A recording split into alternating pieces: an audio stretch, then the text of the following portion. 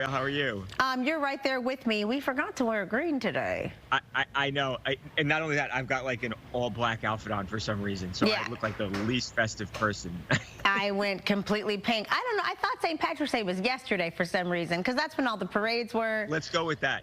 Yeah, I And had all green on yesterday. So the nails are blue. I mean, I look like a gender reveal today, not anything St. Patrick's. No announcements, by the way. Better than me. Let me clear that up. We celebrated we thought it was yesterday, and we celebrated yesterday. Very so that's good. what we're going to go with. Very good. Very good. Wendy Williams is everywhere in the news. What's going on with her? What's the latest?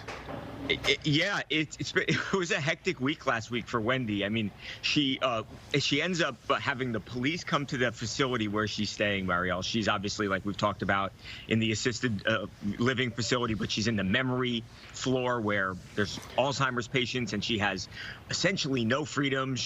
Her guardian says she can come and go as she pleases. That's just not the case. It's not the reality. In fact, a couple of days ago, she went to dinner, and they filed a police report with the cops in New York because they essentially accused one of Wendy's nieces of breaking her out of the facility. So she doesn't have free will. She can't come and go as she pleases. Anyway, over the weekend, she was actually allowed to go to dinner. So on Saturday, she went again with this niece to a restaurant called Tucci in Manhattan. It's an Italian restaurant.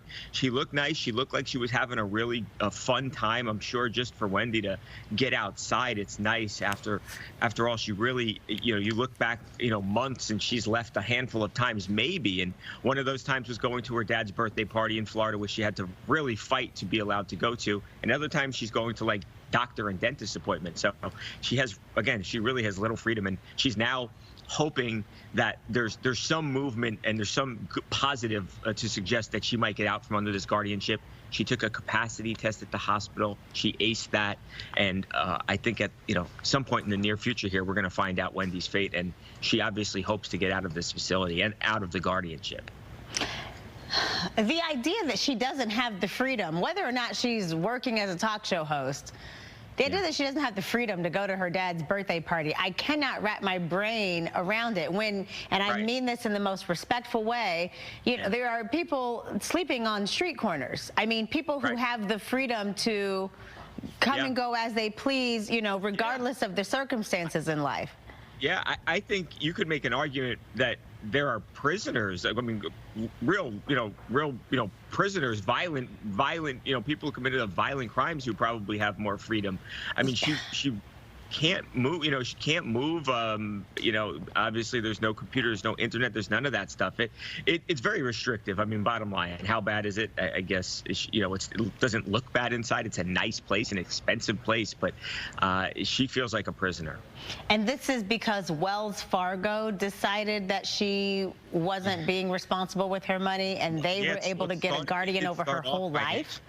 Yes, it did start off financially, and look, Wendy would tell you she was really struggling with alcohol, Marielle, and she was not in a good place. And I think you could make an argument she might not have been able to take care of herself at that point, but they've diagnosed her with this dementia and aphasia. Aphasia is what Bruce Willis has, and look what it's done to him. But she's got this dementia diagnosis, and she's like, I don't have dementia, and it's just not what I have. And if you have dementia, you don't get better, you get worse. And I think her condition has clearly gotten a lot better from where she was a couple of years ago. Yeah.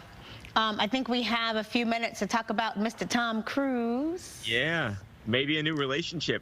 That's what a lot of fans think. So Tom Cruise and Ana de Armas were seen out for the second night in a row together.